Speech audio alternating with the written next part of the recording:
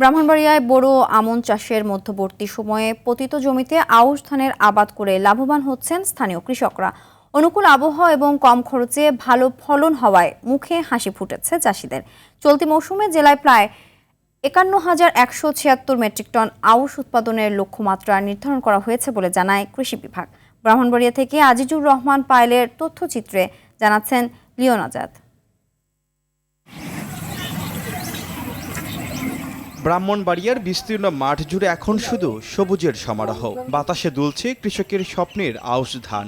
রূপা আমন ধান রোপণের আগেই প্রায় ৩ মাসেরও বেশি সময় ধরে যেসব জমি পতিত পড়ে থাকত, এখন সেখানেই সোনার ফসল ফলাচ্ছেন স্থানীয় কৃষকরা। কৃষকরা জানান, আউশ মৌসুমের এই সময়ে প্রচুর বৃষ্টিপাত হওয়ায় বাড়তি সেচ খরচের ঝামেলা নেই, চাপ নেই বাড়তি সার প্রয়োগেরও। বিঘা প্রতি মাত্র ৬ থেকে ৭ হাজার টাকা খরচ করে মিলছে ১০ থেকে ১২ মণ ধান। এটা ভাদ্র মাসে হারভেস্ট হবে, আর ততদিন পর্যন্ত যদি আবহাওয়া ভালো থাকে আলহামদুলিল্লাহ আমরা আশা করি ভালো একটা ফসল পাবো এবং কৃষকরা এতে লাভবান। কৃষি অফিস থেকে আপনি কীটনাশক দেন, বর্তমানে কীটনাশক দিছি, হ্যাঁ দেওয়া মোটামুটি ভালো।